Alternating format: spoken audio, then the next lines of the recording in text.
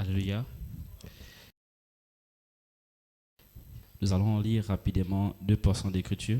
Premièrement, dans le livre de Jacques 5, versets 17 à 18.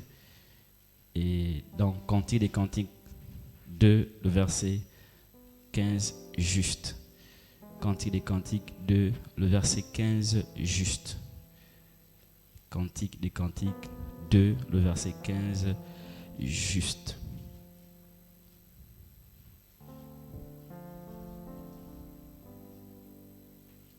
Jacques 15, le verset. Jacques 5, le verset 17 à 18. Cantique des Cantiques 2, le verset 15. Jacques 5, verset 17 à 18. Je vais lire.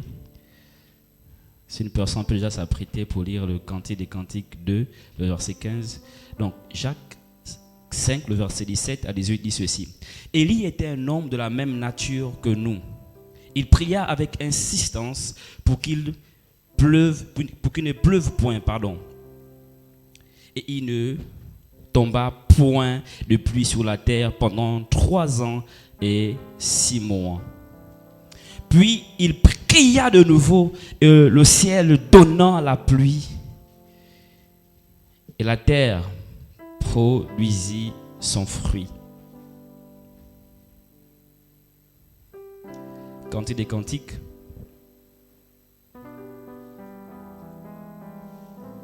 Cantique des Cantiques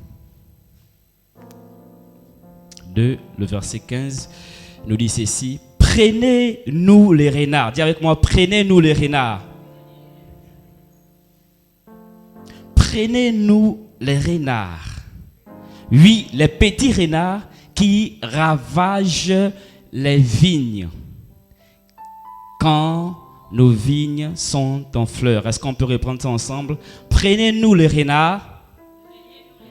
Oui, les petits renards qui ravagent les vignes car nos vignes sont en fleurs.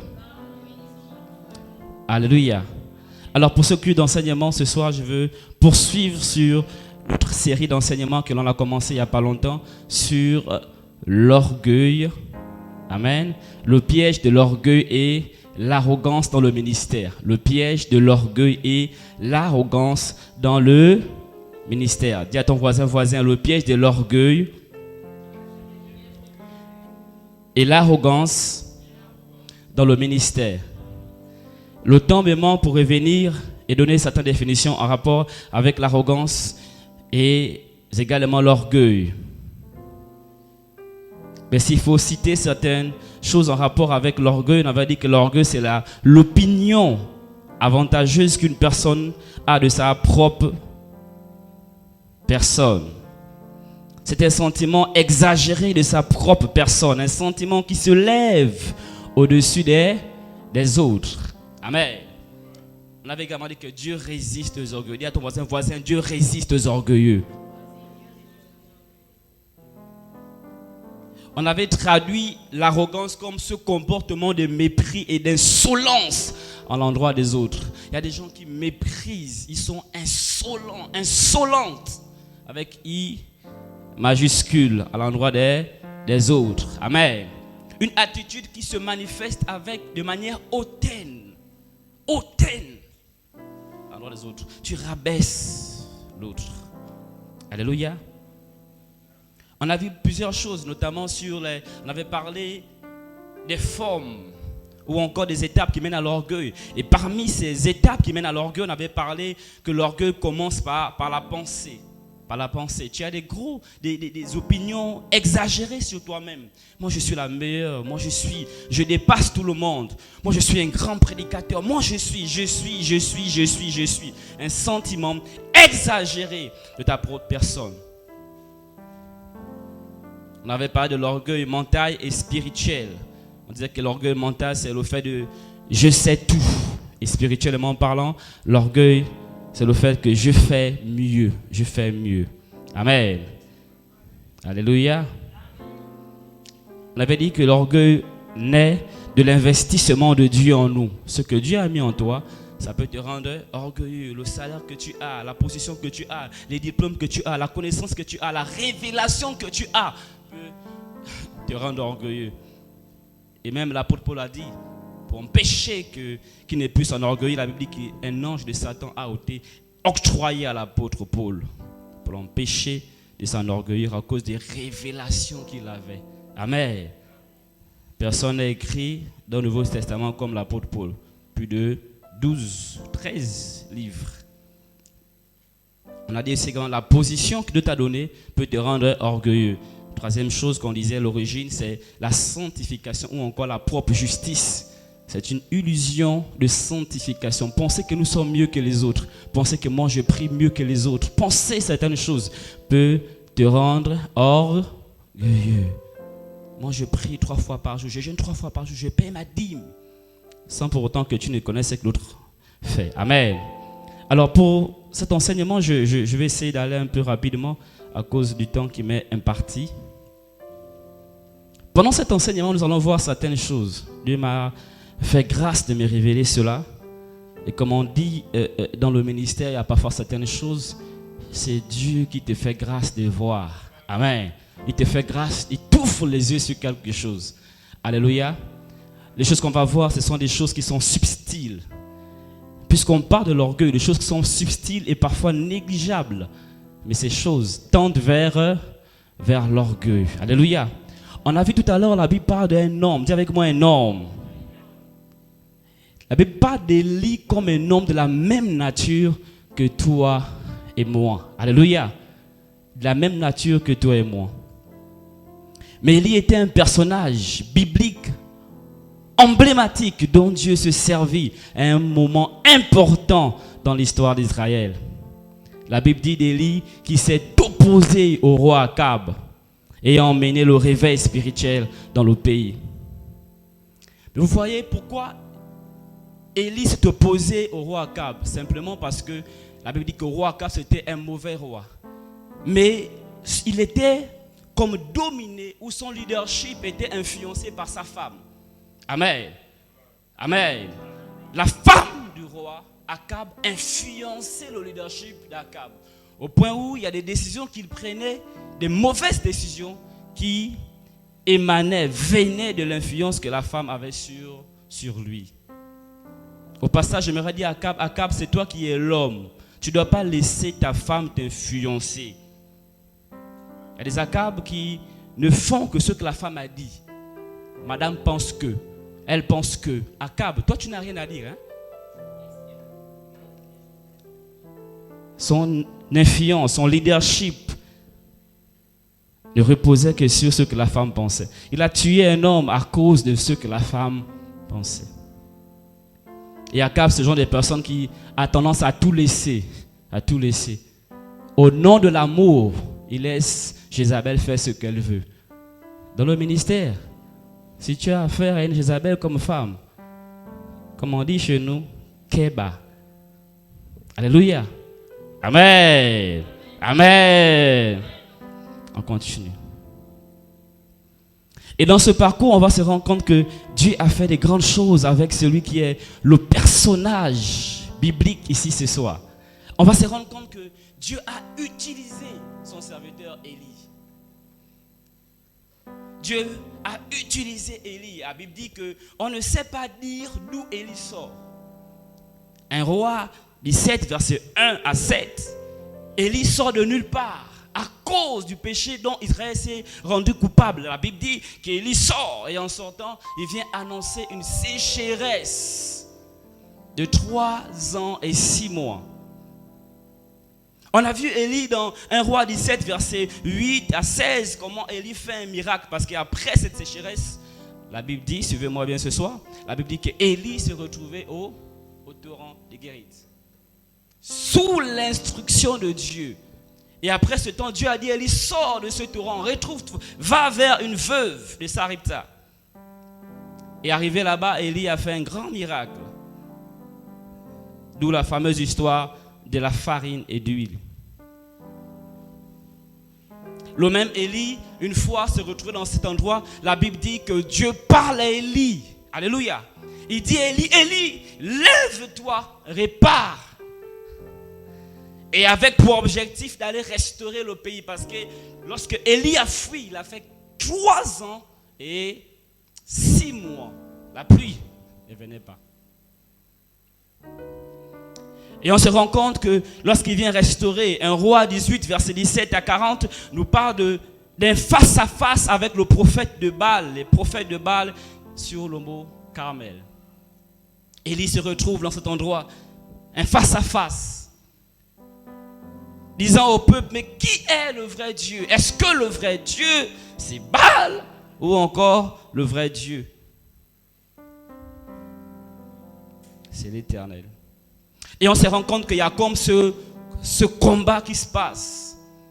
Alors, je vous épargne de certaines histoires en rapport avec ce texte, mais notez que dans ce texte, la Bible dit, les prophètes de Baal ont invoqué le feu, mais le feu n'est pas descendu. Les mêmes prophètes de Baal se sont mis ou encore humiliés ce jour-là. Je parle de l'orgueil.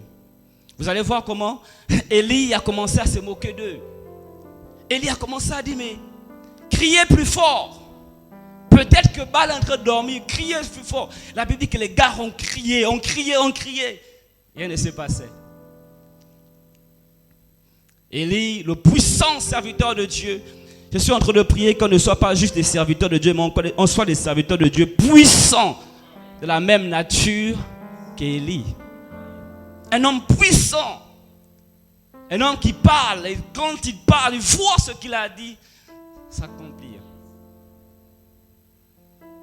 Il était tellement puissant. Et quand on fait une étude de la vie, de l'histoire du prophète Élie, on se rend compte, on doit ressortir dans cette histoire quelques subtilités en rapport avec l'orgueil. Des choses qui sont inutiles. Cantique des Cantiques a dit ceci: prenez les renards, les petits renards qui détruisent les grandes vignes. Vous savez, les renards sont des animaux insignifiants. Mais ils font des grands dégâts. Et le compte, c'est que ces renards font des dégâts lorsque les vignes sont déjà en fleurs. Quand tout marche bien.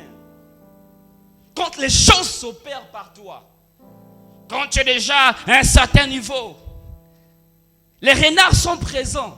Mais ils commencent à faire des dégâts lorsque tu commences à avancer. Lorsque Dieu commence à t'utiliser. C'est pourquoi on parle de l'orgueil et l'arrogance dans le ministère. Les renards sont là, mais on néglige. Marofine, il y a certaines tendances, certaines pensées qui sont là, certains renards dans la pensée, mais qu'on néglige. Et on va voir cela de la vie du prophète Élisée. Élie, pardon. À cause de temps, allons-y rapidement, on va commencer à voir les choses subtiles qui émanent de l'orgueil. La première chose qui émane de l'orgueil, c'est dans 1 Roi 18. Est-ce que je peux avoir des lecteurs? 1 Roi 18, à partir du verset 22.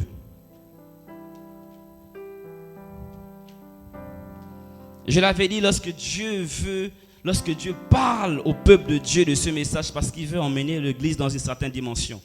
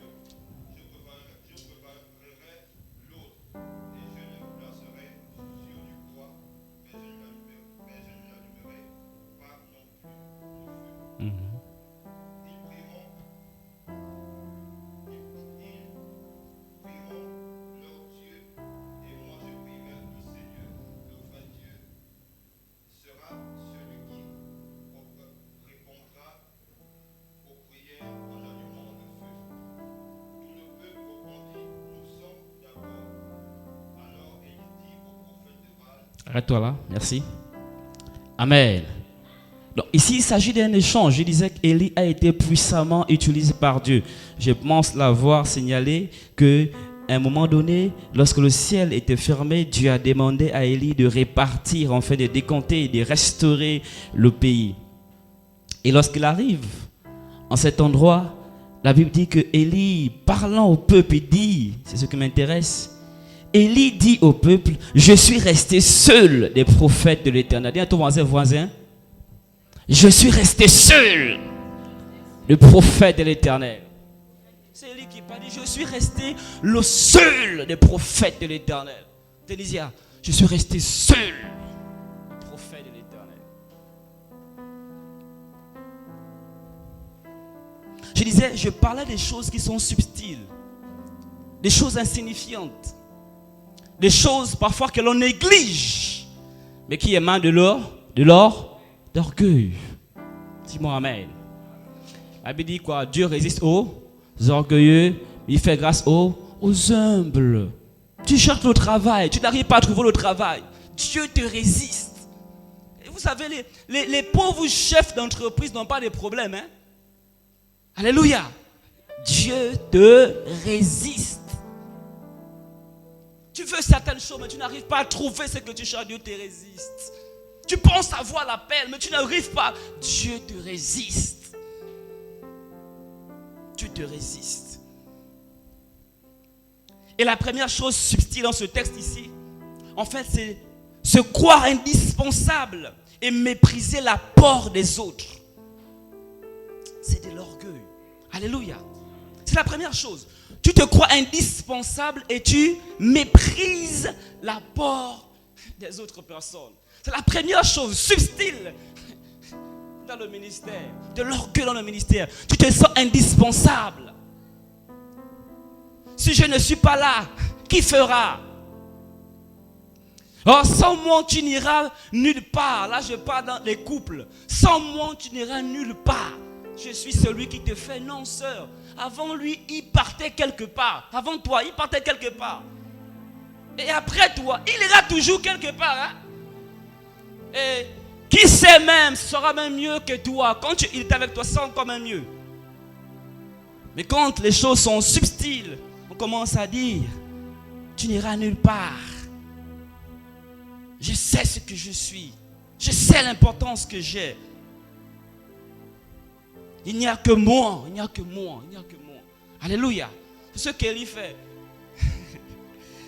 Il dit au verset 22 que le merveilleux frère Ali dit, Élie dit au peuple, je suis resté seul.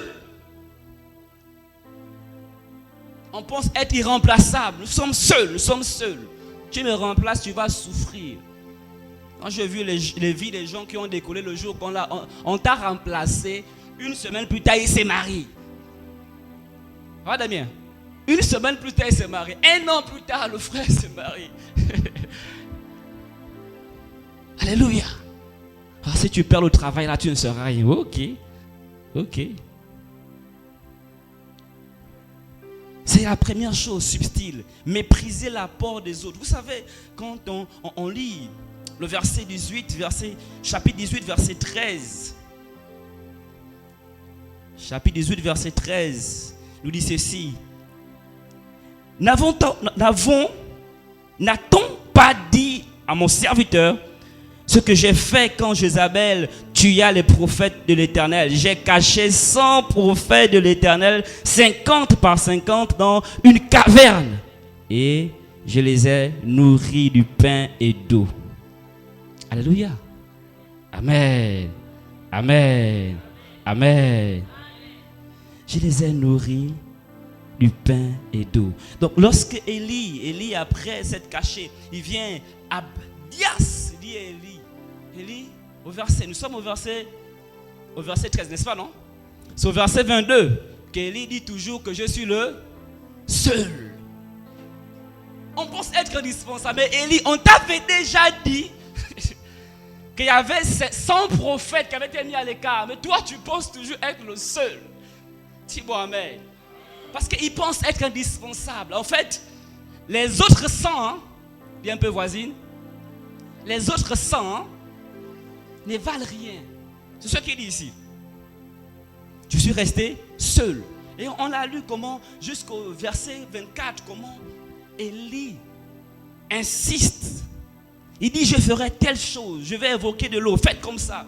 J'aurais aimé qu'Élie demande l'appui des autres prophètes pour affronter les 450 prophètes de Baal. Vous savez, quand on est arrivé à un certain niveau d'orgueil, on n'a plus besoin des autres.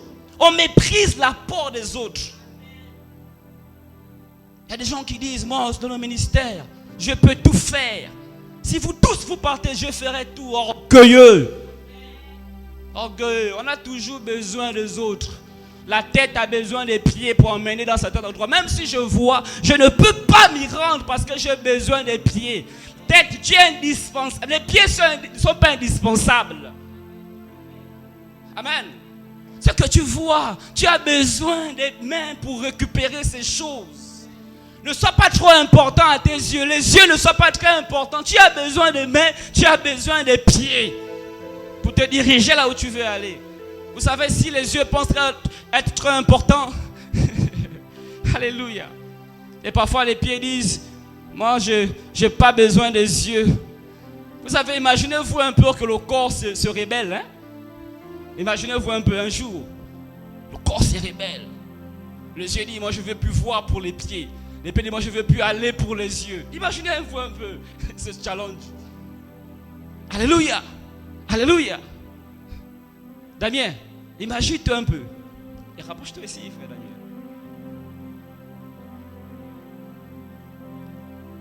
Imaginez-vous, frère Andy, ce combat entre les pieds et les yeux.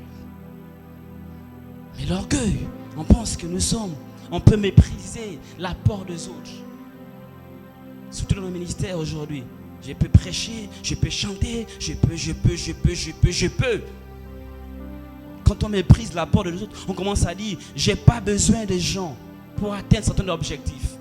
Frère, tu es sûr que tu n'as pas besoin des gens pour atteindre les objectifs? Tu es sûr de ça? Parce qu'on méprise l'apport des gens qu'ils font, qu'ils ne font pas, je vais réussir. Avec ou sans eux, ça va aller. Je préfère le faire seul pour qu'on me voie moi. C'est ce qu'Élie dit, je préfère faire ça seul. Je sais qu'il y a des personnes, mais je préfère le faire seul. Tu vois comment Élie méprise ce que Abdias dit à Élie. Lorsque Jézabel, toi tu as fui, dis un peu voisin, toi tu as fui. Il y a des gens qui faisaient des choses quand toi tu avais fui. Dieu t'a dit, prends, va te cacher. Une autre personne faisait certaines choses. Mais Élie, je vois comme Élie au verset 14. Et maintenant dit, va. Verset 14. Et maintenant tu dis, va. Dis à ton maître, voici Élie. Il me tuera. Verset 15. Mais Élie dit, dis avec moi, Élie dit, l'Éternel des armées, dont je suis le serviteur, est vivant. Aujourd'hui, je me présenterai devant Akab. Lisez un peu la Bible, enlevez un peu les écailles des yeux. Élie, moi je t'informe de ce que j'ai fait à ton absence. Attends, tu ignores le fait qu'il y a des gens que j'ai sauvés. Lorsque Jézabel faisait ces choses, moi il y a des gens que j'ai mis de côté. Élie a comme la tendance à oublier. En fait, il méprise ce que Abdias dit. Écoute petit, calme-toi. Hein? Non, mais moi je pense que Dieu m'a dit de faire ça. Non, calme-toi. Moi je pense que... Élie, c'est seulement ton avis qui compte. Hein? Ce que j'ai dit, tu n'écoutes pas. Alléluia. Je parle des choses qui sont subtiles. Dans la vie église, parfois il faut apprendre à se taire et écouter. Alléluia. Alléluia. Alléluia. Mais le comble, c'est que Dieu peut se servir de ces gens comme Élie, un homme de la même nature. La deuxième chose subtile que j'aimerais noter ici, église. Deuxième chose subtile, c'est de penser que là où les autres ont échoué ou abandonné, tu n'échoueras pas ou tu feras mieux. Dis-moi amen. Alléluia. C'est la deuxième chose subtile qui émane de l'orgueil. En fait, tu penses que là où les autres ont échoué, toi, tu ne peux jamais échouer. Là où les autres ont abandonné, toi, tu ne peux jamais abandonner. Vous savez, autrefois, on était comme ça. Autrefois, on était comme ça. On ne cherche pas à prêcher pour vous. On prêche aussi pour nous-mêmes. Autrefois, on était comme ça. On pensait qu'on était indispensable. Non, tu dis, si moi j'étais à sa place, dis un peu voisin. Si moi j'étais à sa place, je ne peux jamais faire ça. Alléluia. C'est deuxième chose, penser que l'on ne peut pas échouer ou abandonner là où les autres l'ont fait. Ou encore, on peut faire mieux. Si moi j'étais à ta place, si moi j'étais responsable des chants, si c'était moi, on écoute ce soir. Alléluia. Je n'ai pas des choses subtiles. Bien, si j'étais à ta place, si c'était moi, c'était moi. Fais un peu, c'était moi. First code, c'était moi. Ça. Quand je serai, c'est comme ça. Quand je serai, tu penses que tu peux faire mieux. Comment je serai, c'est parce que c'est sauteux. Comment je vais travailler? Quand je vais m'habiller? Si seulement j'avais son salaire. Moi, je ne sais pas les gens. Ils travaillent, c'est comme s'ils ne travaillaient pas. Mais si c'était moi, si j'avais son salaire, si je travaillais, et même on peut voir la pauvre femme, tu ne sais pas la réalité qu'elle vit au quotidien. Tu dis, si c'était moi qui avais la femme là, si j'avais l'homme là, façon je devais. C'est quoi? C'est subtil, mais c'est l'orgueil en fait. Tu penses que tu peux faire mieux que les autres. Tu penses que tu peux poser des actions meilleures que les autres. Tu penses que non, elle est mal entretenue. Moi, je vais bien entretenir. C'est ce que lui il avait. Alléluia. Si j'avais son salaire, rien ne peut m'empêcher de payer la dîme. Ok. Tu vas comprendre que dans la vie, il y a certaines réalités qui parfois, c'est pas que tu ne veux pas payer la dîme, mais il y a certaines réalités qui rentrent en compte au point où tu veux bien faire, mais il y a certaines choses parfois qui t'empêchent. Tu résistes, mais il y a des choses, il y a des réalités. Mais toi, tu penses que non, moi je ne sais pas, est-ce que les problèmes qu'ils vivent, est-ce qu'ils payent même la dîme? Oui. Mais si tu étais à ta place, si j'étais à ta place, moi, quand c'était moi, je ne pourrais pas rester comme ça sans payer la dîme. Maman, si c'était moi qui étais à ta place, je ne devais pas jouer avec ça.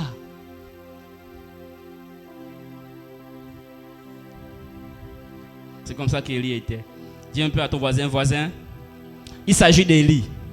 Ce n'est pas toi. Alléluia. Non, ce n'est pas nous. Il s'agit d'Élie. La Bible dit que Élie dit, je suis resté seul. Dis un peu, je suis resté seul. Et il va même plus en disant que je suis le seul prophète qui n'a pas fléchi les genoux devant Baal. Élie.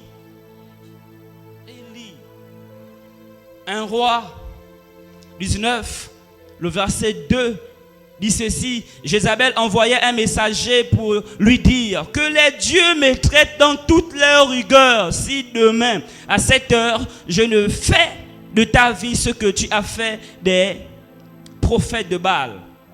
Élie, voyant cela, dis avec moi, voyant cela, se leva, s'en alla pour sauver sa vie.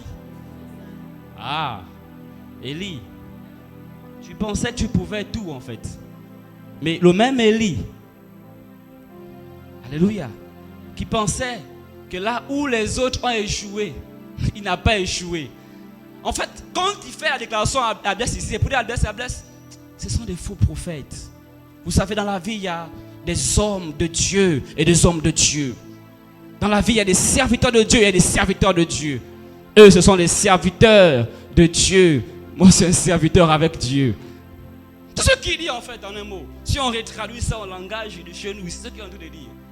C'est pourquoi il peut dire ouvertement à Élie. Élie peut dire ouvertement à son serviteur. Allons, allons. Mais le même Élie, vous savez ce que j'aime dans la Bible?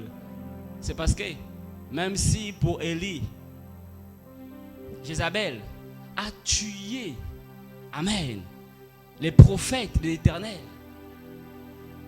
Mais dans ce passage ici, entre Élie et les prophètes de l'Éternel, Élie est plus supérieur que le prophète de l'Éternel. Pourquoi? Eux au moins, ils ont accepté qu'on les tue.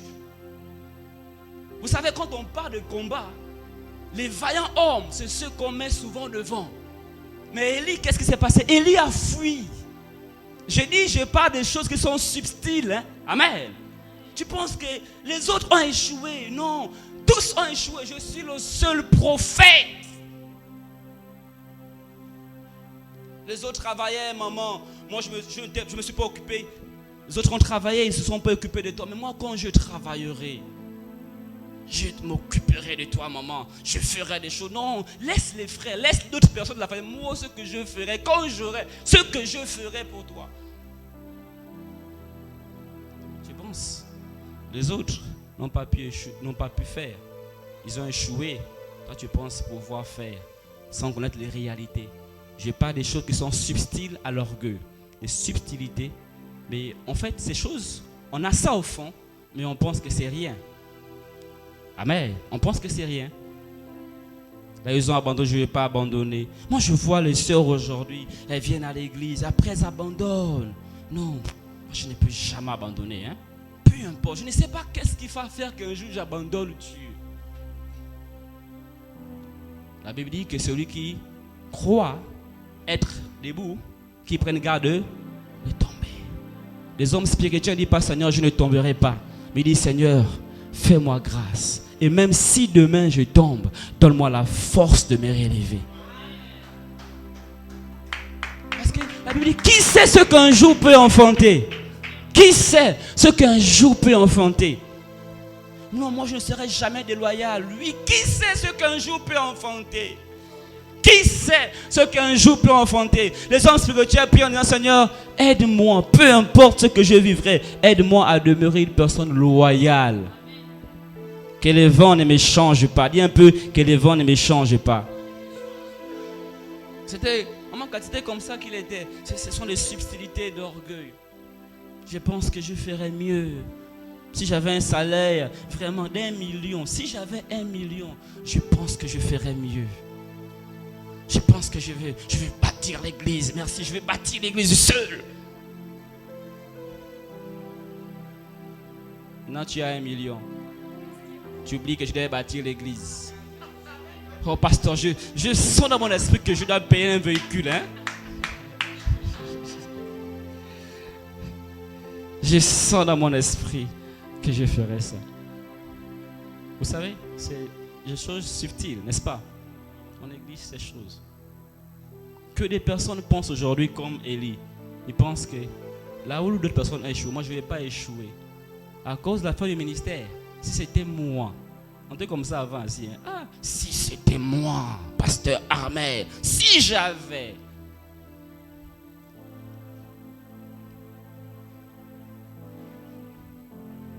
Rendez-vous dans quelques années. Dis un peu voisin. Rendez-vous dans quelques années. Alléluia. Amen. Amen. Moi, je ne comprends pas les gens, vraiment. Moi, je ne comprends pas les gens. C'était moi. Moi. Si j'ai la grâce de travailler, de travailler là. Ok. Dans quelques années, on verra ça. Vous savez, les gens ont de bonnes dispositions, hein? Mais le temps change les gens. Amen. On a dit, pour l'orgueil, j'ai dit, mon père m'avait appris ceci. On ne peut pas dire qu'on est humble si on n'a pas encore atteint cette dimension. Il y a des gens, c'est pas qu'elles sont humbles en fait. Elles n'ont pas juste des raisons de manifester leur orgueil. Qu'est-ce que tu feras? Quand tu vas chanter, maman Naomi, comme toi, tu seras dans un stade, imagine-toi le stade où la foule, 10 000 personnes t'écoutent. Dieu s'est glorifié puissamment. Vous savez que parfois l'orgueil est tellement subtil, on commence à ranger le nom. Avant tu t'appelais juste Armel. Là tu l'ajoutes, même pas mon révérend. Le voyant Armel. Ah, le canon de la précision. L'homme selon le cœur de Dieu. Là, comme ça, sur la fiche, on a mis Pasteur Armel Mwiti. Quand tu dis ça, c'est trop. Il faut ajouter.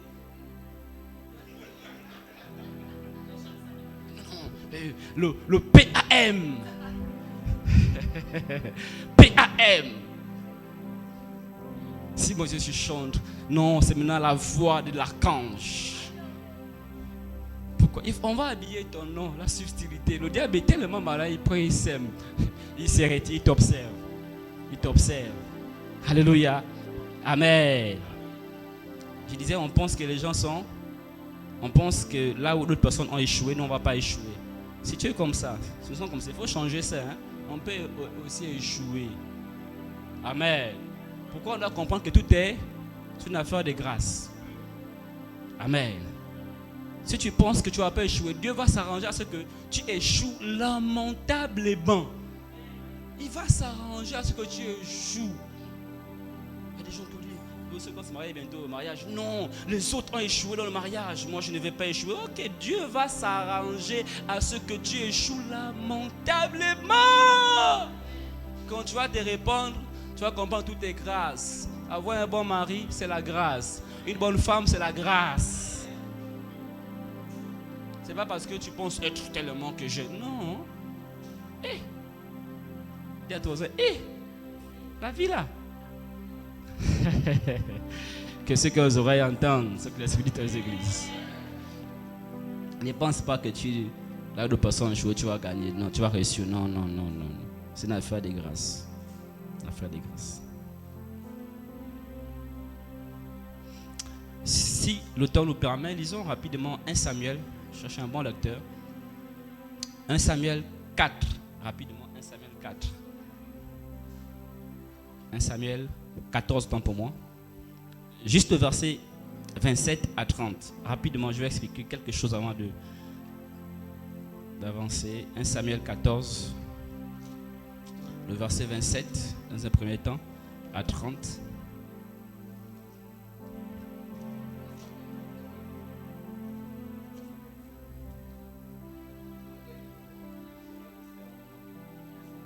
Petit, lis bien petit. Lis bien petit.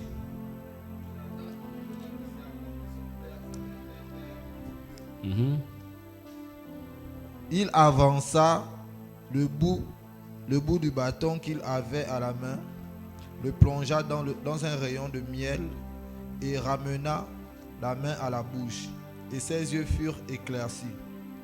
Alors quelqu'un du peuple, lui adressant la parole, dit: ton père a fait jurer le peuple en disant: maudit soit l'homme qui prendra de la nourriture aujourd'hui. Or le peuple était épuisé.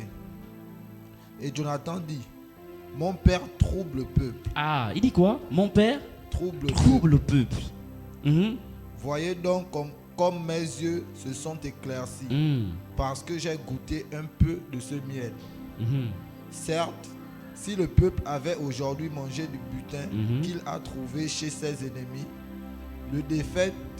la défaite des Philistins n'aurait-elle pas été plus grande? Arrête-toi là. Amen. Merci. Garde le micro. Amen. Donc là, il s'agit de Jonathan, le fils du roi Saül. Alléluia. Jonathan, dans ce récit, dans cette histoire, vous voyez, je parle de certaines choses parce que si j'explique, ça me prend un peu de temps. Dans un contexte dans lequel là-haut, ils sont en train de partir affronter les Philistins. Pendant qu'ils vont affronter les Philistins, on se rend compte que le peuple a reçu l'ordre du roi. Le roi, c'est Saül. Le roi, ce n'est pas Jonathan. Jonathan, c'est son fils. Amen. Donc, il reçoit par la grâce de Dieu l'ordre du roi. Il dit: ne mangez pas, ne buvez pas. Seulement après le combat, vous allez reprendre, bien évidemment, à fonctionner. Amen. Donc, à manger, en un mot. Dans ce texte, on se rend compte que Jonathan, on accorde le crédit à Jonathan parce qu'on disait que Jonathan ignorait. Verset 27 dit: Jonathan ignorait. C'est ça, non? On dit: il ignorait le serment que son père avait fait au peuple. Donc, il ne savait pas. Donc, là encore, on comprend qu'il ne savait pas. Amen. Cependant, il a pris un bâton, il a mis le bâton dans du miel, il a mangé, les yeux se sont ouverts. Amen. Mais cependant, ce qui est étrange, parce qu'au verset 28, qu'est-ce qui s'est dit? La Bible dit, alors quelqu'un du peuple lui adressa la parole, dit, ton père, directement ton père, a fait jurer le peuple en disant, maudit soit l'homme qui prendra de la nourriture aujourd'hui. Amen. Vous voyez, non? Quelqu'un a repris Jonathan pour dire, non, ton père a dit que. Viens pas ton voisin. Ton père a dit que. Amen. Jonathan dit, mon père trouble le peuple. Voyez donc comment mes yeux se sont obscurcis, se sont éclaircis, pardon. Parce que j'ai goûté un peu de ce miel. Amen. Donc, malgré l'apport de ce monsieur, la Bible dit Jonathan a quand même redit ce que son père avait dit. En fait, en un mot, il n'accepte pas ce que son père a redit. Je disais, plus haut, je parle de la pensée du fait que les personnes qui pensent faire plus, n'est-ce pas, n'est pas échoué là où d'autres personnes ont échoué. Et c'était le même cas aussi avec Jonathan. Le père a donné l'instruction, mais il n'écoute pas l'instruction parce qu'en un mot, il pense n'est pas échoué là où le père est en train d'échouer. En un mot, il pense qu'il peut réussir là où le père échoue. Il dit, mais mon père trouble le peuple. Si on était à l'église, on devait dire quoi? Mon père n'est pas spirituel. Mais pourquoi il ne fait pas certaines choses comme ça, hein? Mais il y a un serment qui a été donné. Amen. Ça veut dire ici, j'ai trois vérités à nous proposer. C'est que, la première vérité, c'est que toute décision ou acte que nous posons par orgueil auront toujours des conséquences à long ou à court terme. S'il y a toujours des conséquences, toute décision que tu prends, Jonathan, motivation, c'est l'orgueil. Ça va avoir des conséquences à long ou à court terme. Même si on ne voit pas ça aujourd'hui, avec le temps, ça va se révéler. Alléluia. Il pensait bien agir, mais plus tard, vous allez voir au verset 37. Non, allons-y au verset 42 à 44. Vous allez voir comment il y a des répercussions. Il pensait bien agir. Il dit, mais mon père trouble le peuple. Mais plus tard, on voit comment il y a des conséquences. Toute décision que nous posons, les actes que nous posons, auront toujours des conséquences à long ou à court terme. Surtout si c'est motivé par l'orgueil. Amen. Si par orgueil, tu commences à faire certaines choses, à long terme, soit Dieu ne va pas être favorable à toi. Amen. C'est vrai que Jonathan a rapporté la victoire sur les Philistins, mais pas totalement. Mais plus tard, bien qu'il a rapporté la victoire, vous allez voir au verset 42, ça lui dit, j'étais le sort entre moi et Jonathan, mon fils, et Jonathan fut désigné. Amen. Saül dit à Jonathan, déclare-moi ce que tu as fait. Jonathan lui déclara et dit, j'ai goûté du miel. Amen. Verset 44, et Saül dit, que Dieu me traite dans toute sa rigueur si tu ne meurs pas, Jonathan. Vous voyez, il pense que ça va bien agir, motivé par l'orgueil.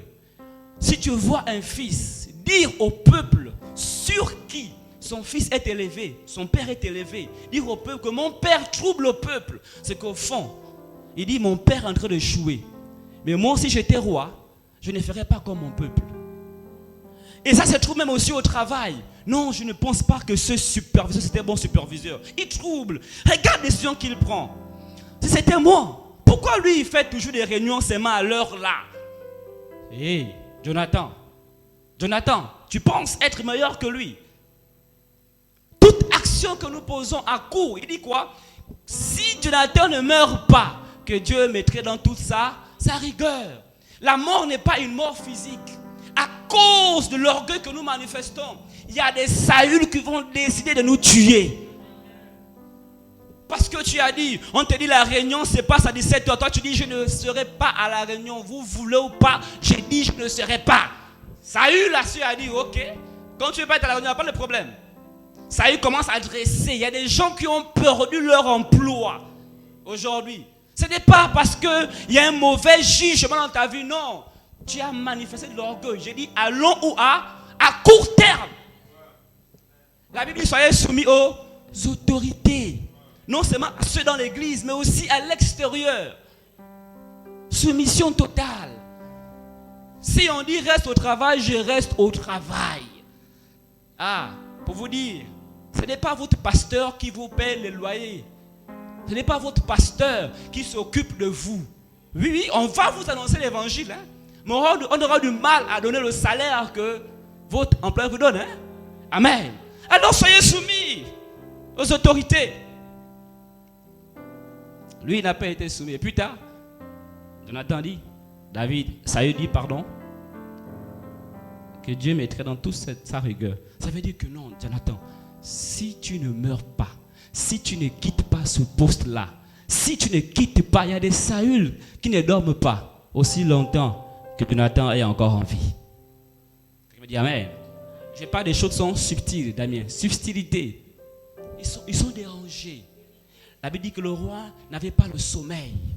Si tu es une femme, la Bible dit que le roi n'avait pas le sommeil. On parle d'une femme. Si le roi ne dormait pas à cause, là justement, j'oublie son nom, cette femme, rappelez-moi, la femme du roi Assyrus. Vashti, merci. Il n'avait pas le sommeil, il était dérangé parce que Vashti a eu un mauvais comportement à son égard. Elle était orgueilleuse. Le mari t'appelle, viens, tu dis je ne viens pas. Vous voyez, parfois Vashti pense qu'elle est déjà arrivée, elle est déjà reine. Hein? Elle est déjà reine. Berger, je suis déjà reine. À cause de l'orgueil qu'elle a manifesté, on a enlevé Vashti. Vous savez, Vashti allait dormir. Elle était reine. Quand elle est revenue, Vashti n'était plus reine. On l'a enlevée. Et le comble, c'est que ce n'est même pas le roi qui de lui-même a donné la proposition de changer Vashti. Hein? Il y avait des collaborateurs. Vashti, si tu es là, sache qu'il y a ta position, la place que tu occupes.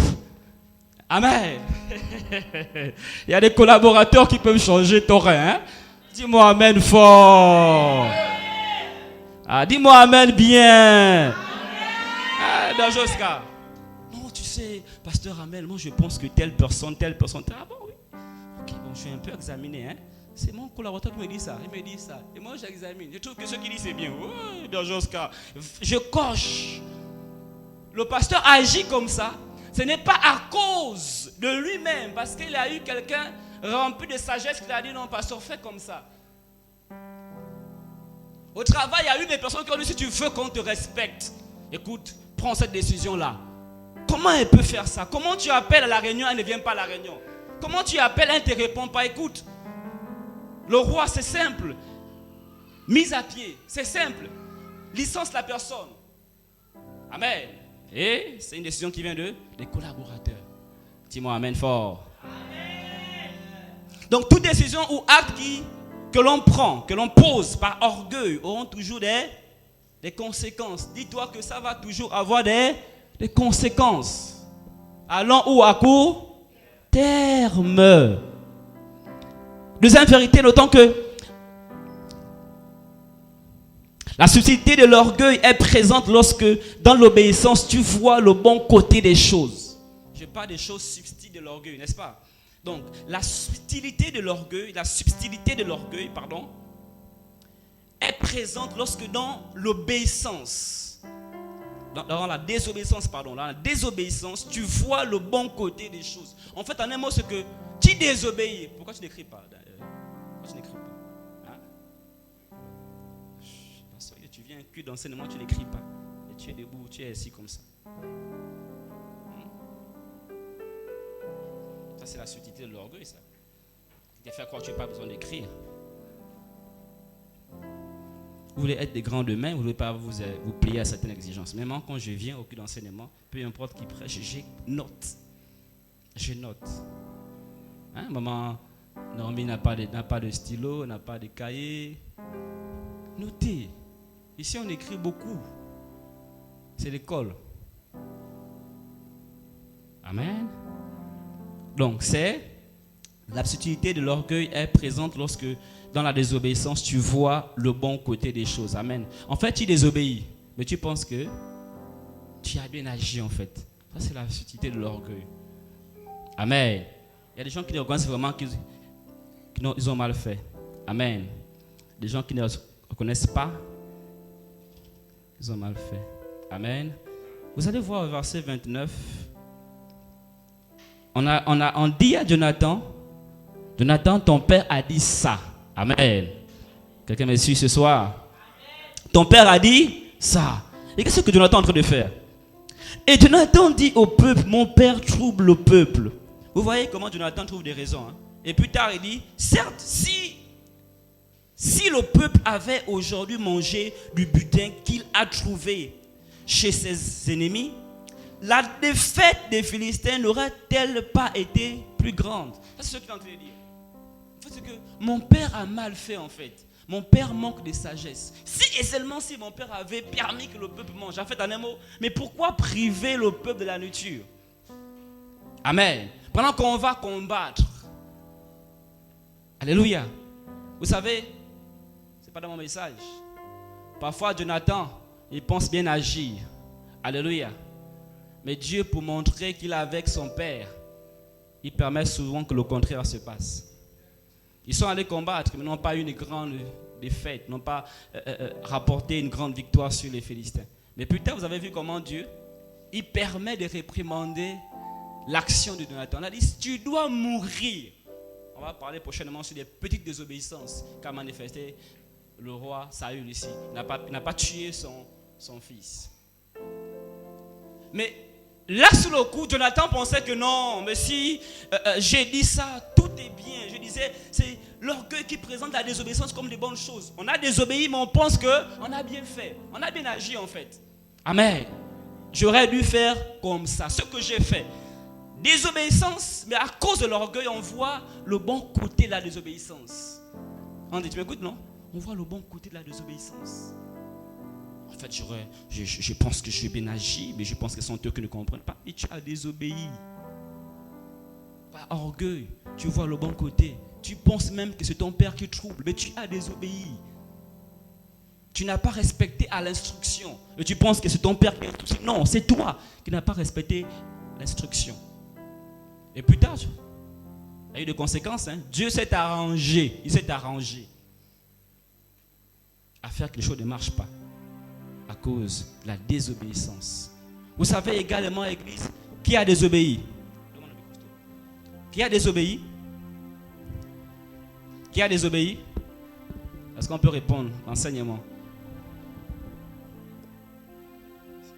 Qui a désobéi? Jonathan.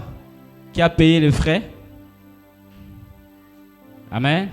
Qui a payé les frais? Qui a payé les frais? Jonathan a désobéi. Mais non seulement le père, mais le peuple aussi a payé les frais. Parce qu'eux, ils ont suivi Jonathan. Vous voyez? Amen. Donc, Jonathan, ta désobéissance peut embarquer tout le monde. Alléluia. Ta désobéissance peut embarquer tout le monde. Troisième vérité, notons que quelquefois, les positions, quelquefois, les Jonathan peuvent penser que tout est permis à cause de leur position. Dis-moi amen. Dis-moi très fort amen. Quelquefois, les Jonathan peuvent penser que tout est permis à cause de leur position. Vous savez, Jonathan était le fils du roi. Amen. Donc parfois, en tant que fils du roi, on peut penser que non, tout est permis. Dis un peu voisin. Voisin, toi tu peux faire ça. Non, si c'est toi, on ne va pas parler. Amen. Dis-moi amen fort. Je peux parler avec les gens ce soir. Je n'ai pas des choses subtiles. Si c'est moi, on ne va pas parler. Comme ça, si c'est la sœur Cathy qui fait, on ne va pas parler. Quand c'est elle, on ne parle pas. Cathy, secrétaire des pasteurs, on ne parle pas. Et comment on peut penser que nous sommes le Jonathan, tout est permis, on peut tout faire, on ne va rien dire. Amen. Le peuple a peur. Même quand il prend du miel, le peuple ne goûte pas du miel. Ils ont peur. Ils ont la crainte du Père. Et le compte, c'est que le Père n'est pas là. quand il craint le Père. Vous savez, la vraie crainte qu'on doit avoir, ce n'est pas à la présence de personne, mais à l'absence de la personne.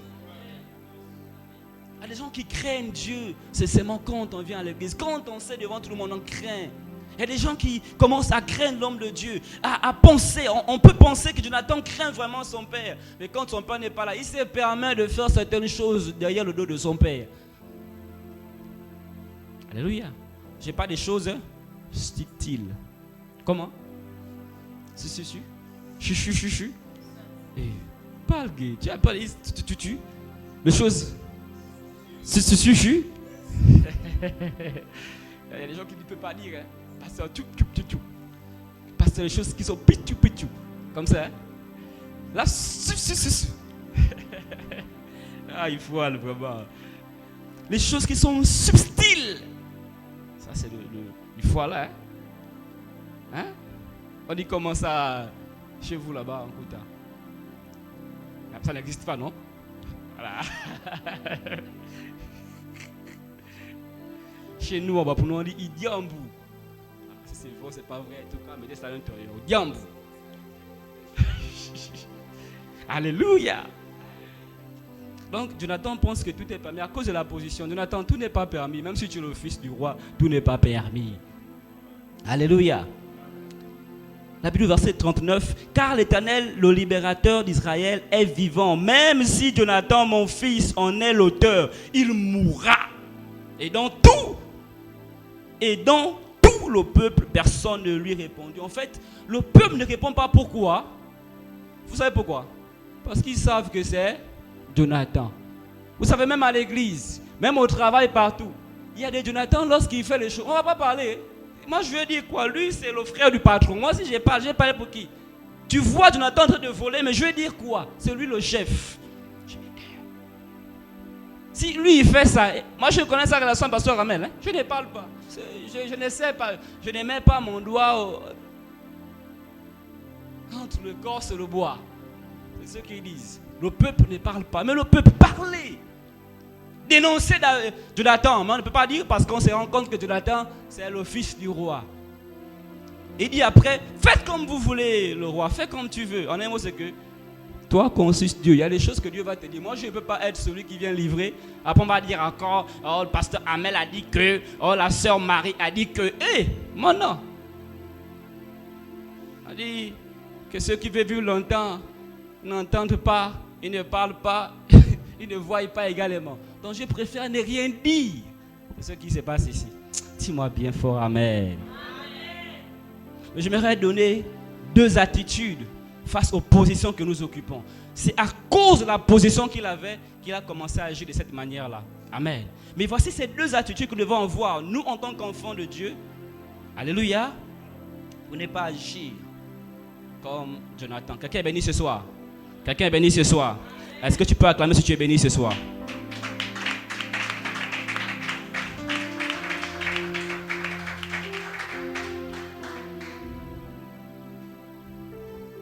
J'ai parlé des choses qui sont subtiles, n'est-ce pas? On néglige ça, n'est-ce pas? C'est l'orgueil. Et Dieu résiste aux orgueils. Mais moi, je ne suis pas orgueilleux. Là, je ne fais pas allusion aux gens parfois qui viennent, commencent à s'élever. Non, ce sont des petites choses qu'on peut négliger en fait. Amen. Des choses insignifiantes qu'on néglige, mais on te dit que c'est ça, c'est émane de l'orgueil. Je ne parle pas, je ne suis pas hautain, mais les petites choses que je fais, ça vient de l'orgueil. 2 attitudes qu'on doit avoir quand on occupe certains postes. La première attitude, c'est ne pas se voir grand ou important au point de penser qu'on mérite certaines choses. Amen. Tu ne dois pas te voir, frère Christ, tu ne dois pas te voir grand ou important au point de penser que tu mérites certaines choses. Lui, il pensait qu'il était tellement important au point où on ne va jamais lui réprimander. Si vous lisez l'histoire, je ne sais pas comment Jonathan peut dire à son père. Il confesse, il avoue, il déclare au père que c'est moi qui a vraiment fait telle chose. Regarde sa réponse. Il dit au père, je suis prêt à mourir. Voyez un peu l'orgueil des gens. Ah, si vous voulez enlevez-moi à l'église. Hein? Moi, je suis fatigué de vous. Dans tel département, je suis là. Non. Si tu veux, enlève-moi. Moi, je m'en fous. C'est ce qu'il dit comme ça. Hein? Même si on me donne une lettre de l'émission, je m'en fous. Je vais signer à la démission. émanant d'orgueil. Mais tu sais que tu as besoin du travail. On te parle de la mort. Hein. Si tu meurs, comment tu vas faire pour nourrir tes enfants? Moi, je m'en fous. Si je veux, je signe. Moi, je suis un serviteur de Dieu, une servante de Dieu. Dieu prendra soin de moi. Dieu n'a pas dit de démissionner. Hein? C'est toi-même qui as dit que tu veux faire ça. Donc, ça veut dire que dans ce que Dieu ne se retrouve pas, il ne va pas t'accompagner. Amen. C'est lui qui bâtit une chose. Amen. Donc, si tu bâtis sans Dieu, tu bâtis en vain. Si tu as dit, moi, je démissionne parce que je veux servir Dieu, ok, bâtis sans Dieu. Dis-moi Amen. Alléluia. Ne pas se voir important ou grand au point où on pense qu'on mérite certaines choses, n'est-ce pas? Première attitude à avoir. Ne te pense pas que tu es tellement important ou grand au point où tu mérites certaines choses. Les gens qui pensent qu'on ne peut pas me parler d'une certaine manière. Tu penses être tellement grand. C'est ce que lui l'avait ici, Jonathan. Il pensait être tellement grand qu'on ne peut pas lui parler d'une certaine manière. On ne peut pas lui dire certaines choses parce qu'il est tellement grand à ses propres yeux. Il est tellement important. Lisez avec moi Luc, s'il vous plaît, Luc 14 à partir du verset 7. Vous allez voir comment ce texte appuie. Tu penses être tellement important que tu mérites certaines choses. On mérite. Je mérite que si j'ai un souci, Damien qui est au suivi, qui fait un merveilleux travail au suivi, il faut que Damien m'appelle. Il faut que le pasteur m'appelle. Non, moi ce n'est pas le pasteur, moi ce n'est pas les gens qui doivent m'informer. Hein? Maman Naomi, non, mon niveau où je suis, ce n'est pas Andy qui va m'appeler pour me dire que non, pasteur Armel, tu es programmé à la modération. Non, c'est pas Andy qui peut dire ça. C'est pas Andy, c'est pas possible à mon niveau. Non, il faut que le pasteur m'appelle. Dis un peu voisin. Voisin, moi, c'est le pasteur qui m'appelle. C'est ce qu'on a que lui il est aussi. On pense moins important. Et parfois quand on veut briser quelqu'un, on va te faire appeler. Alléluia. Amen. Ça dit quoi le verset 7? Luc, vas-y. Luc 14, verset 7. Il adressa ensuite une parabole aux conviés, en voyant qu'ils choisissaient les premières places, et il leur dit: lorsque tu seras invité par quelqu'un à des noces, ne te mets pas à la première place, de peur qu'il n'y ait parmi les invités une personne plus considérable que toi, et que celui qui vous a invité l'un et l'autre ne vienne te dire: cède la place à cette personne-là. Tu aurais alors la honte. Ah! Quoi c'est là? La honte. Honte! Maman Chantia, tu aurais la honte. Parce que quoi? Ne pas se voir grand ou important au point où on pense qu'on mérite certaines choses. Donc, tu aurais la honte. Continue s'il te plaît. Tu aurais alors la honte d'aller occuper la dernière place. Mais lorsque tu seras invité, va te mettre à la dernière place, afin que quand celui qui t'a invité viendra, il te dise: mon ami, monte plus haut. Alors cela te fera honneur devant tous ceux qui seront à table avec toi. Arrête-toi là. Est-ce qu'on peut acclamer pour la part de Dieu, hein? Alléluia. Vous voyez, tout à l'heure, voici l'estimation. Tout à l'heure, on est arrivé, il y a Damien qui était assis au fond. Il surveillait quelqu'un au fond. Et ensuite, j'ai dit quoi? C'est moi dire, il s'est rapproché. C'est ça l'humilité. Il dit, tu ne dois pas arriver à un niveau où tu te sens tellement grand et important au point où tu mérites certaines choses. Il y a des gens comme ça. Moi, ne me fais pas asseoir. Quand je rentre à l'église, je quitte là-bas. Quand je rentre, ma place c'est là. Et si tu me dis de m'asseoir dans les chaises blanches, je te regarderai. Et par mon regard, tu comprendrais. Tu comprendras, hein? Comme ça, hein? Oh, il faut m'aider. Le cœur est disposé, mais les mots sont faibles. Donc tu vas comprendre simplement que non, frère. Moi, quand je m'assois, hein, je dois m'asseoir seulement à côté du berger Oscar. Quand je m'assois, les gens qui aiment les places devant ici. Quand il rentre, il doit se rassurer qu'il est assis devant ici. Si tu le mets derrière au fond, Quand tu vas faire la modération, il va partir. Et c'est ça ici, ils se discutent des places. Amen. Ils rentrent. Les disciples. Les autres se discutent les terrains. Les autres se discutent les promotions. Les autres se discutent l'onction. Nous, c'est la place qui est le plus grand. Non, à l'église comme ça, je dis, pasteur Amel, il vient. Il salue seulement maman Naomi. Viens, maman, viens.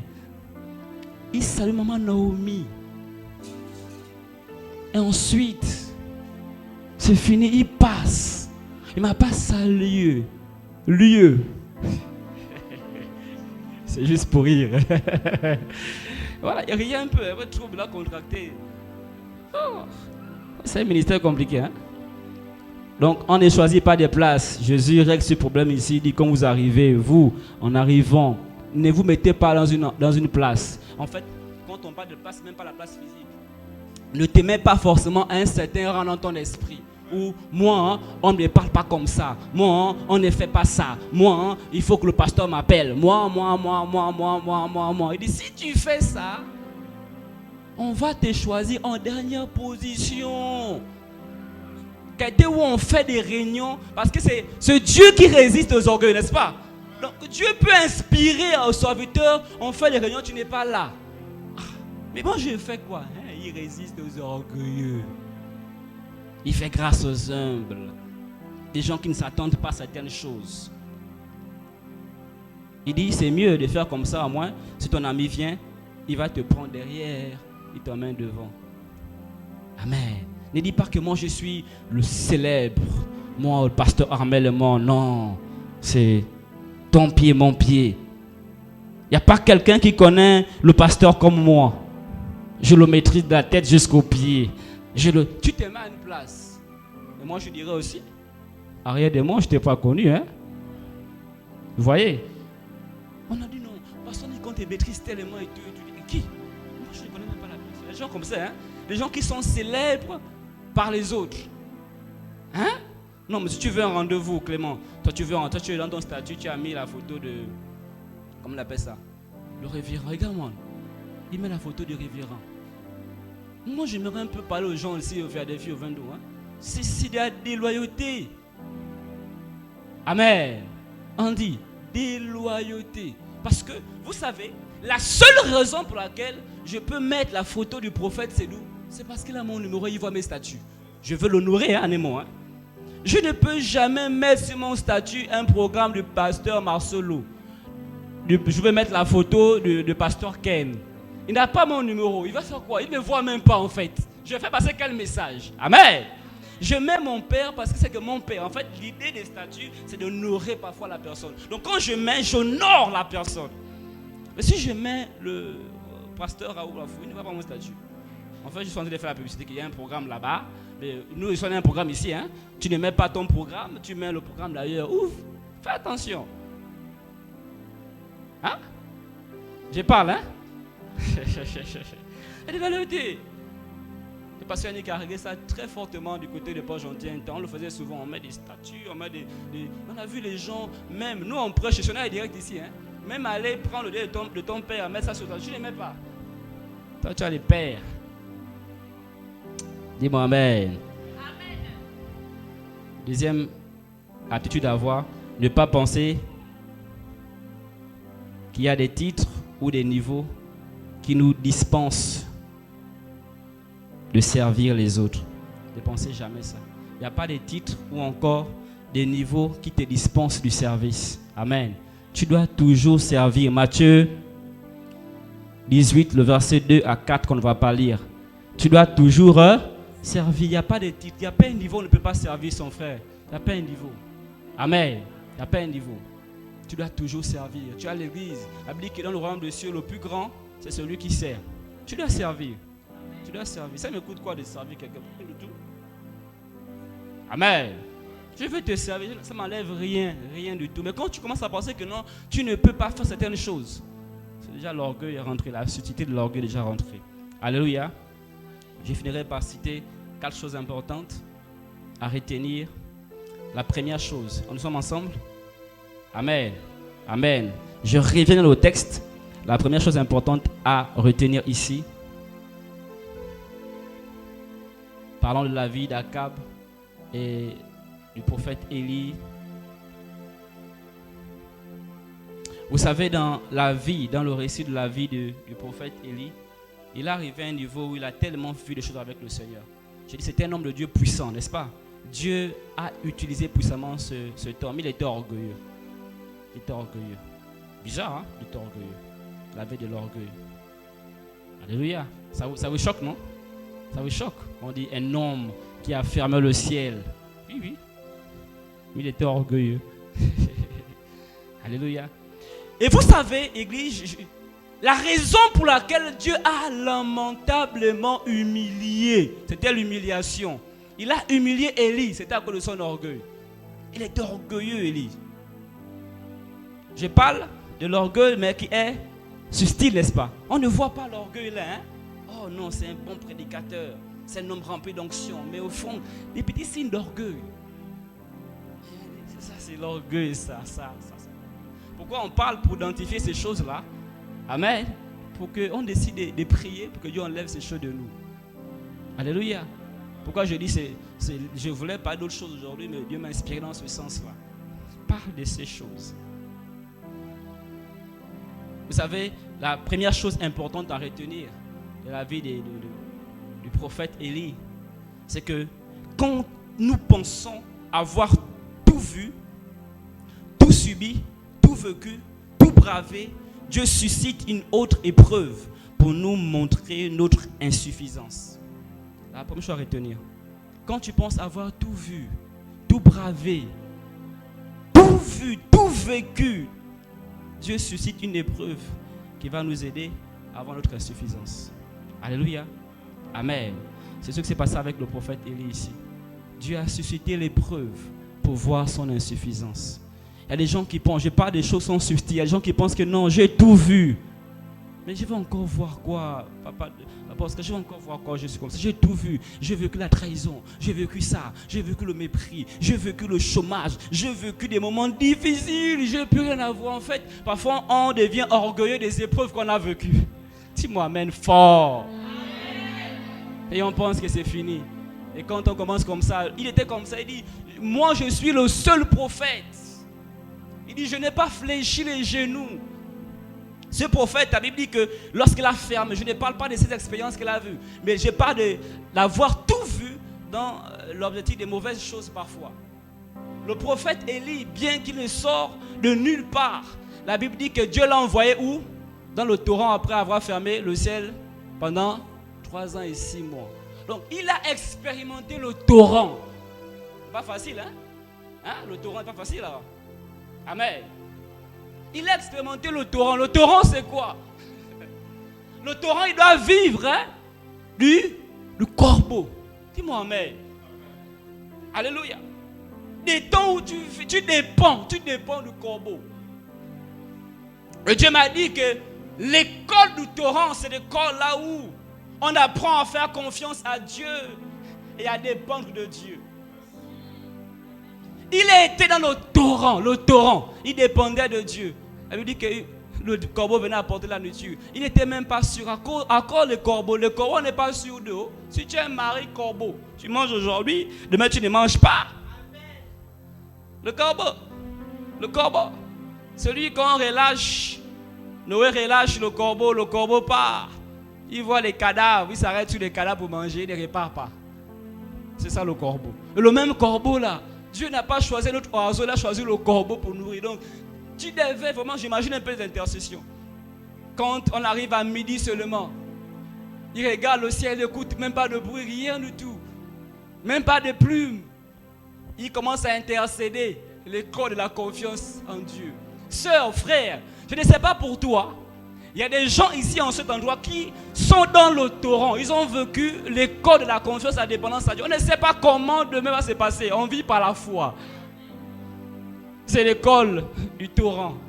Confiance, dépendance à Dieu. Le même Élie a eu affaire à Akab. La Bible dit lorsqu'il revient du torrent, il croise Abia son serviteur et celui en question dit que Akab t'a recherché partout dans tous les torrents. J'ai aimé le terme parce que bien qu'Akab a recherché Élie dans tous les torrents, la Bible dit qu'il n'a pas trouvé Élie. Je suis en train de prier en cet endroit là où Dieu t'a placé, qui te cache au point où aucun sorcier ne va t'atteindre au nom de Jésus. Si Dieu a placé ton mariage, si Dieu a placé ton fiancé, si Dieu a placé quelque chose qui t'appartient, cela ne doit pas être ôté au nom puissant de Jésus. Je prie que Dieu te cache des Akab de ta famille. Je prie que Dieu cache ta destinée des Akab de ta famille. Je suis en train de prier que Dieu puisse cacher ta destinée, ton ministère, des Akab de ta famille au nom de Jésus. Dieu a caché Akab. Il a caché Akab. Ils l'ont cherché partout, mais Dieu a caché Akab. Je suis en train de prophétiser. Ton ministère ne sera pas volé par Akab au nom puissant de Jésus. Dieu a caché Élie, bien qu'il était cherché par Akab. Et Dieu m'a dit que Akab, c'est l'école où on apprend. Là où on apprend comment Dieu incline le cœur des rois et protège ses serviteurs.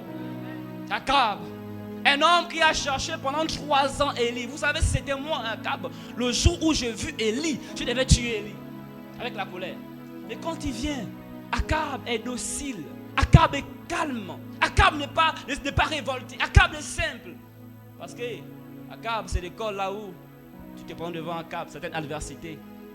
Tu apprends, tu comprends que Dieu n'est pas seulement un Dieu rempli de beauté et de miséricorde.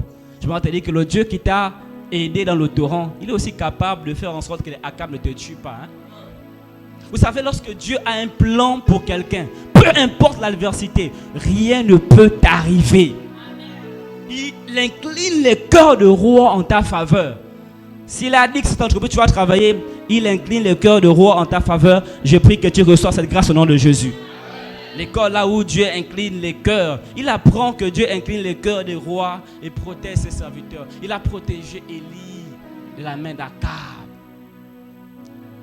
Élie aurait pu se retrouver près d'Akab et Akab dire aux 400 prophètes de Baal, allez tuer Élie. Rien ne s'est fait. Parce que Dieu incline le cœur. Incline le cœur. Il a aussi été à l'école des prophètes de Baal.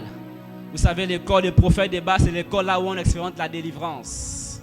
Alléluia. L'école de la délivrance. Alors la puissance de Dieu se manifeste. Élie aussi était dans cette école-là. Il pensait avoir tout vu, directement tout vu. Tout vu, tout vu, tout vu. Mais 1 Roi 19, verset 2 à 3, nous dit que le même Élie, c'est vraiment triste. Le même Élie, la Bible dit que c'est une femme. On a dit tout à l'heure comment Jézabel, elle envoie un messager. Elle ne part pas elle-même, elle envoie un messager. Elle va dire à Élie, que si demain, à la même heure, tu es encore en vie, sache que Dieu me traite. Elle dit qu'il est Dieu me traite. Mais les mêmes prophètes de Baal que Élie a fait tuer. Mais quand elle dit que Dieu me traite, c'est que Élie a compris que les Baals n'avaient pas un vrai Dieu. Amen. Amen. Est-ce qu'il savait ça? Mais à cause d'une femme, Élie a pris peur. C'est pourquoi, Église, faites attention à la peur. La peur déstabilise les gens. La peur t'empêche d'avancer. La peur te rend infructueux. La peur te déstabilise. Et quand le diable veut détruire quelqu'un, il envoie la peur dans le cœur de quelqu'un. C'est pourquoi la peur est le seul mot dans la Bible qui est prononcé 365 fois. Donc en un mot, Dieu dit tous les jours, n'aie pas peur et prends courage. N'aie pas peur et prends courage. Pour faire ce ministère, il faut le courage. Pour investir pour l'œuvre de Dieu, il faut le courage. Pour prier, il faut le courage. Pour gêner, il faut du courage. Mais on se rend compte comment il a été humilié par une femme, Jézabel. Et beaucoup de personnes, j'ai chuté par là, beaucoup de personnes sont comme lui. Hein? Amen. Amen. Beaucoup de personnes sont comme lui. On pense que non, on ne peut rien. On a déjà tout vu, on a déjà atteint certaines dimensions. On a déjà atteint un niveau de spiritualité. Mais on se rend compte, quand on réalise cela, Dieu nous expose à une épreuve qui nous fait voir que nous sommes des personnes inutiles en un mot. En fait, on a besoin toujours de Dieu. Tous les jours, il faut demander la grâce de Dieu. Il n'y a pas un niveau où tu n'as pas besoin de la grâce de Dieu. Non, la grâce de Dieu nous suffit toujours. Ce qu'il dit ici. Élie pensait que c'était à cause de lui, mais Dieu dit, ok, lui, tu feras ça. Il met en place une situation, pardon. Et ensuite, qu'est-ce qui se passe? Le gars abandonne. Vous savez, il y a 4 choses rapidement qui faisaient la différence. Ne notez pas ça, notez pas. Qui faisaient la différence entre Élie et la femme Jézabel. La première chose, c'était le sexe. Amen. C'était un sexe faible. Mais Élie, l'homme de Dieu, a fui devant un sexe faible. Imaginez-vous, il n'a pas fui devant les 450 prophètes, ni devant le mari, il a fui devant la femme. C'est l'humiliation que Dieu donne aux gens qui commencent à s'élever. C'est la même chose qui s'est passée avec Pierre. Pierre a dit, je ne vais jamais t'abandonner. Il dit, ok. Il a pris une femme, un être faible, pour montrer qu'on est en fait, on est rien en fait. Vous savez, Église, tu peux rester debout quand tu perds au travail. Tu peux rester debout quand ta femme te quitte. Mais il y a certaines maladies qui te disent, Seigneur, je ne peux plus avancer. Je préfère abandonner. Juste une petite maladie. Ça finit par te déstabiliser. Jézabel.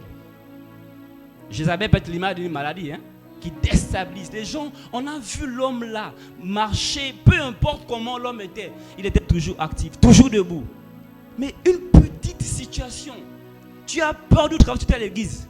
Tu as fait les choses, tu es à l'église, mais un jour, petite chose, tu abandonnes complètement le Seigneur. Tu fuis l'église à cause d'un petit problème qui est arrivé. Jézabel. Mais Dieu permet ça parce que tu dois comprendre que la force, l'énergie, le vouloir et le faire que tu manifestes, ça ne vient pas de toi en fait. Vous savez, la Bible dit qu'Akab a suivi et allait dans le char. Quand la pluie est revenue, la Bible dit que Élie a couru derrière Akab. Il est arrivé avant Akab. J'aime parce que la Bible dit que la puissance de Dieu était sur lui, a donné la force. Non, sœur, frère, ceux qui donnent la force, même de faire ce que je fais ici, on a besoin de la grâce de Dieu. Et Dieu, si on ne comprend pas qu'est-ce qu'il fait, il nous eut par Jézabel. Un sexe qui était faible. Au point où, mais imaginez un peu la honte. Quelqu'un qui a tué 450 prophètes, il se retrouve devant un sexe faible, il fuit. La femme, et c'était aussi la femme du roi. En fait, l'autorité de Jézabel venait de son mari. Elle n'avait pas d'autorité elle-même en fait. Ça vient de son mari. Ce qui faisait la force de Jézabel, c'était les 450 prophètes de Baal et son Dieu. Mais il avait découvert que c'était une femme. En fait, le Dieu de Baal n'était pas puissant, il le savait. Et les 450 prophètes de Baal sont morts. Alléluia. Alléluia. Alléluia. Et donc comme ce que Jézabel agissait seule. C'est juste l'intimidation. Elle agissait seule, elle n'avait personne en fait. Elle a juste dit, allez-y dire. C'est pourquoi il faut faire attention à la puissance de l'intimidation. Allez-y dire, va dire, demain tu mourras. Moi c'était moi, il dit, mais tu me parles comme ça. Tes gens sont morts, hein? Tes gens sont morts. Tu t'appuies sur quoi? Si j'avais pu, si j'ai tué les 400 prophètes, toi, qui es-tu, Jézabel? La Bible dit, il a eu peur, il a fui. En fait, la peur qu'il a manifestée, c'est parce que là, Dieu voulait l'humilier en fait, à cause de son orgueil. C'est Dieu qui met en toi le vouloir le faire. Autrefois, on était des gens comme ça. Seigneur, moi, quand je vais te servir, moi, je ne vais pas faire comme les gens. On jugeait les gens. Eux, ils servent, ils sont comme ça, comme ça, comme ça. Moi, quand je te servir, moi, quand je dis c'est Dieu, c'est Dieu.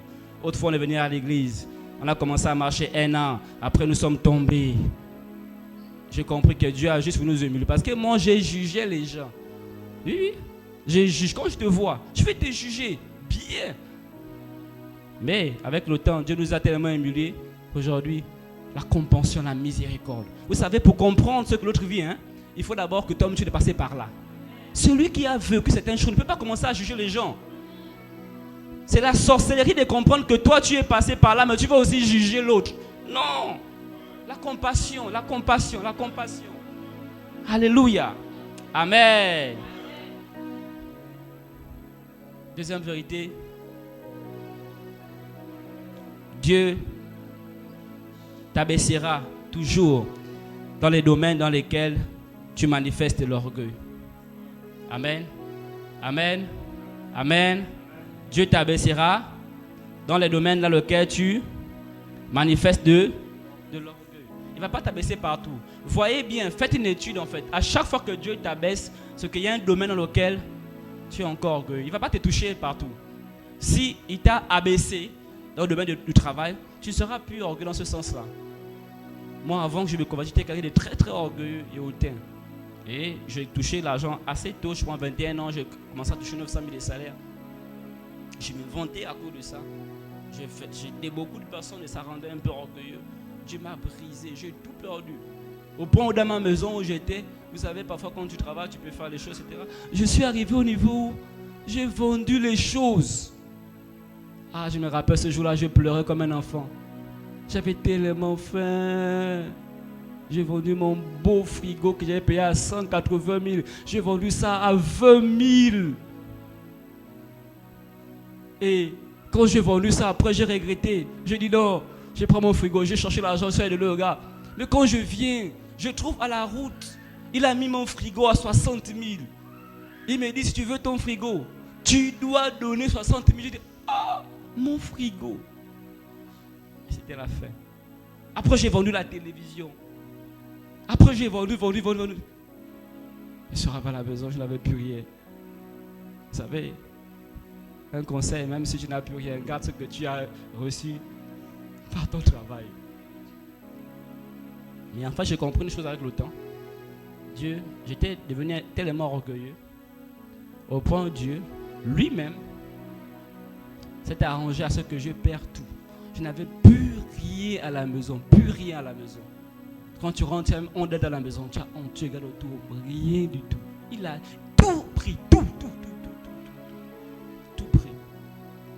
Et plus tard, quand Dieu a restauré, il a ramené, j'ai compris. Je ne sais pas, aujourd'hui, vraiment toute humilité, si je peux devenir orgueilleux par le travail, ce n'est pas possible. Il m'a déjà brisé dans ce domaine-là. Amen. Il te prit dans un domaine. Si tu vois que Dieu insiste, toi tu dois travailler, mais il te résiste dans certaines choses parce qu'il veut te briser encore là-bas. Et quand tu vas te laisser faire, ça va décontrer la situation. Amen. C'est ce qu'il a fait avec Akab. Akab était orgueilleux spirituellement parlant. Il était orgueilleux spirituellement parlant. Mais qu'est-ce qu'il a fait? Il a humilié. Verset 9 à 10 de 1 roi 19. Vous allez voir comment le célèbre Élie se retrouve dans un torrent. Il a fui. Et arrivé là-bas, il dit qu'il dormait. Sommeil spirituel. Le vaillant Élie dort à cause du sommeil spirituel. Parce que Dieu a voulu briser son serviteur. Troisième chose, d'autant que l'orgueil n'enlève pas l'appel de Dieu. Et là, j'ai senti comme il d'insister dessus. L'orgueil n'enlève pas l'appel de Dieu, mais empêche l'action de Dieu. J'aimerais encore le redire, frère, sœur, l'orgueil ne va pas enlever l'appel que tu as, mais ça va empêcher l'action de Dieu. Il y a des choses que tu auras pu obtenir déjà cette année-là, mais à cause de l'orgueil, ça va ralentir ça. Tu ne t'abaisses pas, tu n'es pas humble, tu ne t'humilies pas, tu n'es pas soumis. Dieu va résister à ton appel, il va résister. Au point où ce que tu devais avoir cette année, tu vas avoir ça peut-être 5 ans plus tard. En fait, le jour que tu comprends, c'est là où ta délivrance commence. Pourquoi ceux qui ont compris comment l'humilité fonctionne? Non. Vous savez, je vais en parler vers la fin du message, pardon. C'est que lorsqu'on est humble, normalement, lorsqu'on veut aller loin, on doit nous-mêmes prendre la décision de s'humilier. On n'attend pas que Dieu le fasse en fait. C'est nous, on doit s'humilier soi-même. Amen. Amen. Amen. Amen. Ça n'empêche pas. Verset 15 qui le dit. Verset 15 de 1 roi 19 qui le dit. Ça n'empêche pas la paix de Dieu. Ça n'empêche pas la paix de Dieu. Vous allez voir comment là-bas, la Bible dit que l'Éternel lui dit, va. On vient au verset 14, vous allez voir comment, lisez ça à la maison s'il vous plaît, comment Dieu, Élie prend la peine d'inventer. Il dit, Seigneur, j'ai déployé mon zèle pour toi, le Dieu des armées, car les enfants d'Israël ont abandonné ton alliance, ils ont renversé les autels et ils ont tué par l'épée tes prophètes. Je suis resté moi seul et ils cherchent à m'ôter la vie. Verset 15, la Bible dit, l'Éternel lui dit, va reprendre ton chemin par le désert jusqu'à Damas. Alléluia. J'ai beaucoup apprécié la miséricorde de Dieu. Ça n'enlève pas la paix de Dieu. Non, ne fais pas. Amen. Mais Dieu va te résister. Dieu a résisté à Élie. Il n'a pas enlevé son appel. Ce que Dieu t'a appelé, même le péché ne peut pas enlever ton appel. Ça ne peut pas le faire. Sinon, Élie, lorsque David avait péché, ça aurait pu enlever l'appel. On avait dit, tu n'es plus roi. Non. Alléluia. Amen. Amen. Mais ça va ralentir certaines choses. Ça va t'empêcher d'avoir certaines choses. Alléluia. Amen. Tu restes appelé. Dieu dit, lève-toi. Va.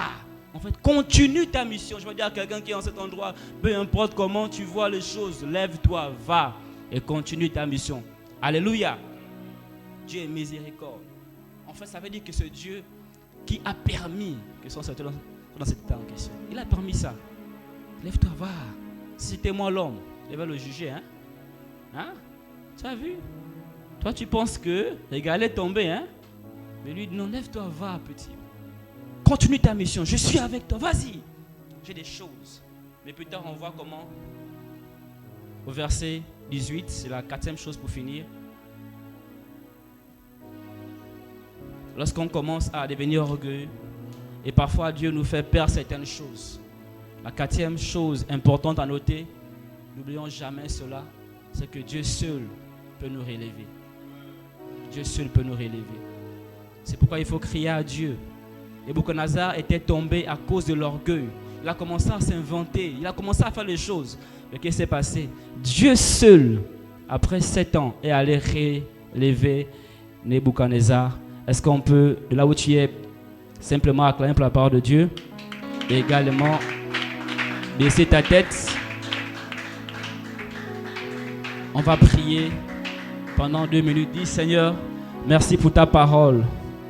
Merci pour ta parole. Merci pour ta parole.